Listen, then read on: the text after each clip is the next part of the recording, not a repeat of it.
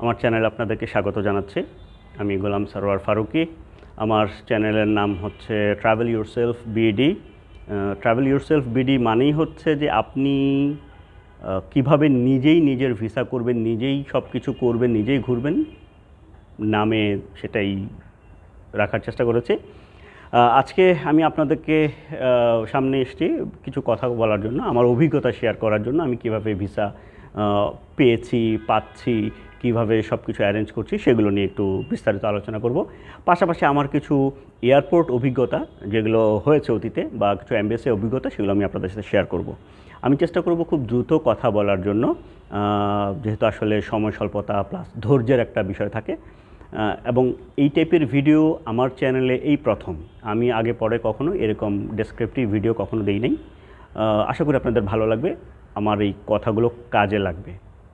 আমি যেটা শুরু করতে চাচ্ছি সেটা হচ্ছে যে আমি গতকালকে নিউজিল্যান্ডের ভিসা পেয়েছি। এটা হচ্ছে আমার নিউজিল্যান্ডের পেপার ভিসা, ই ভিসা। এটা আমি নিজেই অ্যাপ্লাই করেছি। আমি সেটা অ্যাপ্লাই করেছিলাম 7 দিন আগে। আমার এক পরিচিত এক ভদ্রলোক, উনি অস্ট্রেলিয়া এবং নিউজিল্যান্ডে গেছেন। তখন আমি ওনাকে ফোন দিয়ে বললাম যে নিউজিল্যান্ড ভিসা আপনি কীভাবে করেছেন। তো উনি বললো যে আমি অনলাইনে ভিসা করেছি। তো আমি অনলাইনে ঢুকে দেখলাম যে অনলাইনের প্রসেস অ্যান্ড প্রসিডিউরগুলো কী। তো আমি অনলাইনে ঢুকে দেখলাম যে খুব আহামরি কোনো প্রসেস অ্যান্ড প্রসিডিউর নাই, একদম সিম্পল। ওখানে যা যা জিনিস ওরা চাচ্ছে, যা যা জিনিস বলা আছে, এই সবগুলোই আমার আছে এবং আমি রেডি করতে পারবো। তো আমি একটা করে শুরু করলাম, শেষ করলাম, আমি সাবমিট করলাম। 7 দিনের মাথায় আমার কাছে নিউজিল্যান্ডের ভিসা চলে এসছে। আমার নিউজিল্যান্ডের ভিসার মেয়াদ আছে আগামী 1 বছর, মাল্টিপল এন্ট্রি ভিজিট ভিসা এ হচ্ছে। আচ্ছা, যে কোনো ভিসা করতে আপনাদেরকে একটা জিনিস খেয়াল রাখতে হবে, সেটা হচ্ছে যে ভিসা করার 2টা ধরন আছে। একটা হচ্ছে আপনি কি এজেন্সির মাধ্যমে অ্যাপ্লাই করছেন না আপনি নিজে অ্যাপ্লাই করছেন, এটা একটা ফ্যাক্টর থাকে।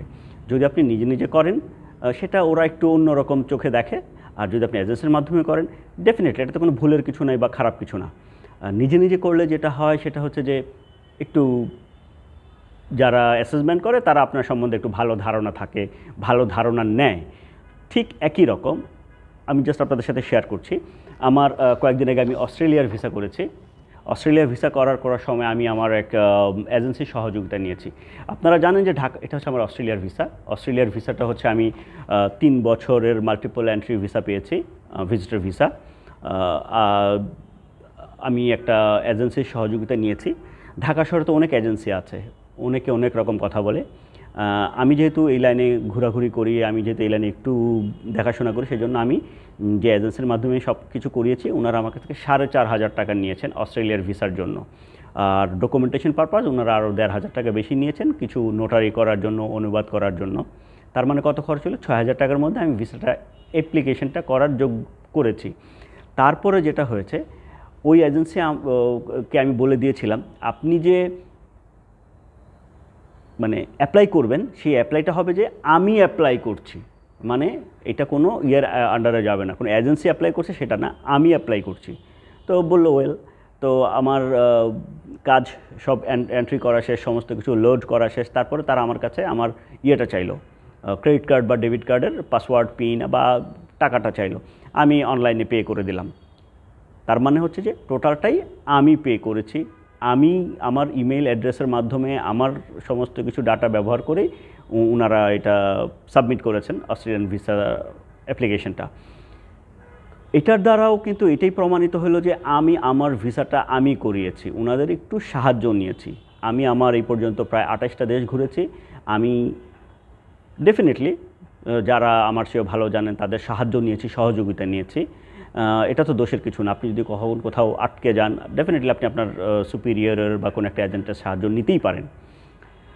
তো আমার কাছে আছে অস্ট্রেলিয়ার ভিসা গেল। এটাও আমি নিজে করেছি বলবো, এই কারণে যে খুব আমার যিনি ভিসা অফিসার ছিলেন, এক্সিকিউটিভ ছিলেন, ভিসা এক্সিকিউটিভের সাথে আমি খুব কাছে থেকে কাজ করেছি, যার ফলে উনি কোনো কিছু স্কিপ করলেন কিনা বা আমার কোনো ইনফরমেশন গ্যাপ আছেন কিনা সেটা আমি চেক ব্যাক করার সুযোগ পেয়েছি। সাধারণত যেটা হয় আপনি আপনার ডকুমেন্টস দিয়ে চলে আসেন, ওনারা ওনার মতো করে ভিসা ফর্ম ফিল আপ করে দিয়ে ছেড়ে দেয়। হ্যাঁ, তো ওনারাও তো মানুষ, ওনারাও কিছু ভুল করলে করতেও পারে, বাট ওনাদের এই ভুলের কারণে হয়তো আপনার ভিসাটা রিজেক্ট হতেও পারে, সুযোগ আছে। তো আপনি যদি একটু ক্রস চেক করে দেন সেক্ষেত্রে ভুলের সম্ভাবনাটা কম থাকবে। আমি যেটা করেছি, তো আমি ভিসাটা পেলাম। সেম এজেন্সির মাধ্যমে আমি আমার কানাডার ভিসাও করেছি। আমি আপনাদেরকে বলছি একদমই সিম্পল। আমার অস্ট্রেলিয়ান ভিসার জন্য আমি দিয়েছি এজেন্সিকে 4,500 টাকা। নিউজিল্যান্ড আমি নিজেই করেছি, যার ফলে কোনো টাকা লাগে নাই। আমার কানাডার ভিসার জন্য আমি এরকম 4,500 টাকা দিয়েছি এজেন্সিকে প্রসেস করে দেওয়ার জন্য। এই যে হচ্ছে আমার কানাডার ভিসা, দেখতে পাচ্ছেন, এটা মাত্র 4,500 টাকা। কিন্তু আপনি ঢাকা শহরে যদি কোথাও সার্চ দেন, দেখেন বিভিন্ন মেলায় গেলে, অনেক জায়গায় গেলেই দেখবেন 10-এর নিচে কেউ করে না, 8,000-এর নিচে কেউ করে না। তো ভাই, যেখানে আমি 4,500 দিয়ে পাবো সেখানে আমি 8-10 দিয়ে কেন যাব? যোগ্যতা আপনার, ডকুমেন্টস আপনার, ওনারা খালি একটু প্রসেস করে দেবে, এই প্রসেসের জন্য ওনারা 10,000 টাকা নিচ্ছেন। কিন্তু আবারও বলি, ভিসাটা কিন্তু পাবেন আপনি আপনার যোগ্যতায়, আপনার ডকুমেন্টসের কারণে আপনি পাবেন। অন্য কোনো কারণে আপনার ভিসা পাওয়ার সম্ভাবনা মানে প্রবাবিলিটি খুবই কম। এটা গেল একটা। এবার আমি আমার একটা অভিজ্ঞতার কথা শেয়ার করি। সেটা হচ্ছে যে আমি তুরস্কের ভিসার জন্য অ্যাপ্লাই করেছিলাম অনেক আগে, আমার ফ্যামিলি সহ অ্যাপ্লাই করেছি। তখন এম্বাসিতে গিয়ে সেটা ভিসা ফর্ম জমা দিতে হতো। এম্বাসির ছোট্ট একটা কাউন্টার ছিল, সেখানে জমা দিতে হতো। এখন তো আপনার ভিএফএসের মাধ্যমে টার্কিশ এম্বাসি তাদের ভিসা ফর্ম ফিল আপ করায় বা সাবমিট করায়। আমি গেছি, আমার বউ বাচ্চা সহ উপস্থিত থাকতে সবাইকে নিয়ে গেছি, গিয়ে সেটা ফর্মটা জমা দিলাম। তারপর ফর্মটা জমা দেখে ভিসা কাউন্সিলর বললো যে না, এই ফর্ম হবে না, নতুন একটা ফর্ম আসছে, আপনাকে এই ফর্ম নিয়ে যান, জমা দিতে হবে। আমার হাতে 1 ঘন্টা সময় ছিল সাবমিট করার। আমি যেটা করলাম যে বউ বাচ্চাকে নিয়ে তাড়াতাড়ি বাইরে আসলাম। বাইরে এসে ফুটপাতের উপরে বসে, বাড়ি ধারার ভিতরে ফুটপাতের বসে বসে হাঁটুর উপর মানে কাগজ কলম লিখে দ্রুত করে কলম দিয়ে ফিল আপ করলাম। দ্রুত করে কলম দিয়ে ফিল আপ করে তাড়াতাড়ি করে 3টা ফর্ম যেহেতু ডাটাগুলো আমার জানা ছিল, আমি খুব দ্রুত ফিল আপ করতে পারছি। সেটা আমার হাতের মানে স্পিডটা একটু ভালোই ছিল, করে তাৎক্ষণিকভাবে আমি ওই দিনই জমা দিয়েছি। 7 দিন পরে আমার ইন্টারভিউ ডেট পড়লো। আমি ইন্টারভিউ দিতে গেলাম। একজন টার্কিশ কাউন্সিলর, উনি আমাদেরকে জিজ্ঞেস করলেন যে আমরা কেন ঘুরতে যাচ্ছি। তা আমি ডিটেলস বললাম যে একটা মুসলিম কান্ট্রি, তারপরে হচ্ছে অনেক ইসলামিক ঐতিহ্যের জিনিসপত্র আছে, হুজুর পাক সাল্লাল্লাহু আলাইহি ওয়াসাল্লাম থেকে শুরু করে অনেক নবীদের বিভিন্ন জিনিসপত্র আছে যেগুলো আমাকে খুব আকর্ষণ করে। আর হচ্ছে আমি একটা বই পড়েছিলাম হুমায়ুন আহমেদের ভ্রমণ টাইপের বই, সেই বইয়ের মধ্যে টপকাপি প্যালেস সম্বন্ধে অনেক বিস্তারিত লেখা ছিল, সেটা থেকে অনুপ্রাণিত হয়েছি। তো ভদ্রলোক বেশ খুশি হলেন। জি বন্ধুরা, আমরা যেটা বলছিলাম সেটা হচ্ছে যে আমি যখন আবার ফর্ম ফিল আপ করে নিয়ে ভিতরে গেলাম, জমা দিলাম, তারপরে হচ্ছে কাউন্সিলর থেকে একটা ইন্টারভিউ দিলাম। তারপর তারা আমার পাসপোর্টটা রাখলো। তারপর পাসপোর্টটা রেখে বললো আপনি 7 দিন পরে এসে ভিসাটা নিয়ে যাবেন। তো আমি 7 দিন পর ডেটে গেলার পরে আমাকে বললো যে না, তোমার ভিসা এখনও হয় নাই, তুমি আরও 7 দিন পরে আসো। আমি অপেক্ষা করে আবার 7 দিন পরে গেলাম, ভিসা হয় নাই। তো তখন আমি আমার যে লোকাল বাংলাদেশি যে অফিসার, তাকে জিজ্ঞেস করলাম যে কী সমস্যা হয়েছে। তখন সে আমাকে মানে ইশারা ইঙ্গিতে পাশের টেবিলটাকে দেখাইলো যে তোমার ভিসাটা ওখানে আটকে আছে, মেবি কোনো একটা সমস্যা হয়েছে, এই সেই, মানে সে একটা কজ দেখাচ্ছিল। তো আমি যা বুঝলাম। তো আমি তাকে বললাম যে ভাই, আমার এটা একটু ব্যবস্থা করে দেন। এখানে যে জিনিসটা লক্ষণীয় সেটা হচ্ছে, ও যদি ভিসা না দিত তাহলে কিন্তু আমাকে ফেরত দিয়ে দিত পাসপোর্ট। এটা হচ্ছে আমার মাথায় প্রথম কাজ করেছে। ও যদি ভিসা না দিত, আমাকে পাসপোর্ট ফেরত দিয়ে দিত, এত নাটকের কোনো দরকার ছিল না, বারবার আমাকে ঘুরাচ্ছে। তো আমি তাকে বললাম যে ভাই, আমার একটু ব্যবস্থা করে দেন, যদি কিছু লাগে বলেন, আমি করে দেবো, আস্তে আস্তে বলেছি। তো তখন ওই বইটা বললো যে এরকম উনি তো আসলে কিছু চায়, তো করেন, পার পাসপোর্টে 2,000 টাকা করে দিন, 6,000 টাকা নিয়ে এসে নেক্সট 3 দিনের মধ্যে এসে নিয়ে যান পাসপোর্ট। আচ্ছা, তো বললেই হয়। তারপর আমি মানে 6,000 টাকা নগদে দিয়ে চলে আসলাম। আসার সময় উনি বললো যে ভাই, ওই বইটা একটু নিয়ে এসেন, আমি একটু পড়বো। তো খুব ভালো লাগলো। তো 3 দিন পরে আমি গেলাম, আমার ভিসাও দিয়ে দিল, পাসপোর্টটাও পেয়ে গেলাম।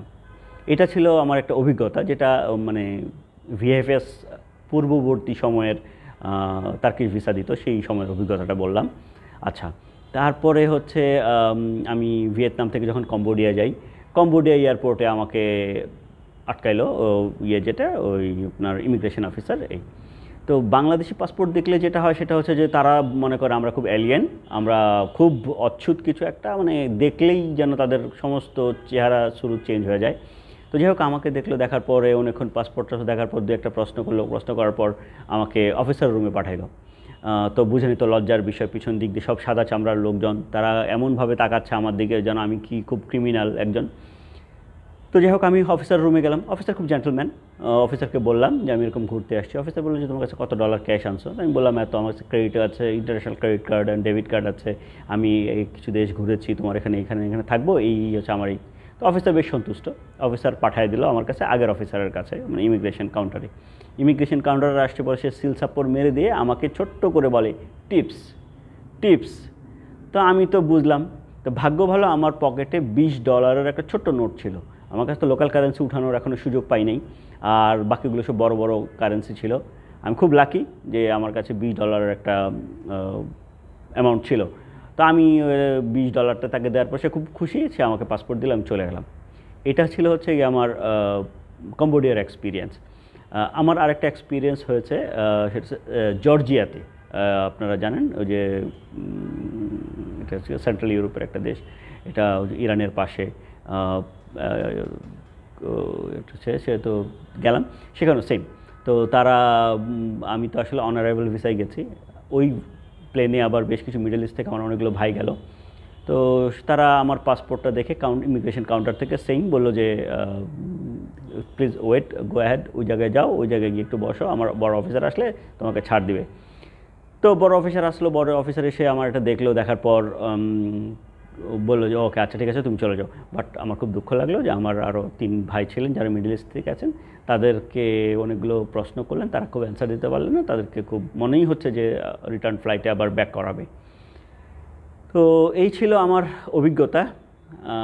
আপনারা আমার সাথে থাকবেন, আমার চ্যানেলকে সাবস্ক্রাইব করবেন, আমার সাথে থাকেন। আর আমি যেটা বলবো সেটা হচ্ছে যে আপনাদের যে কোনো ধরনের কোয়ারিজ আমার সাথে করতেই পারেন, করবেন।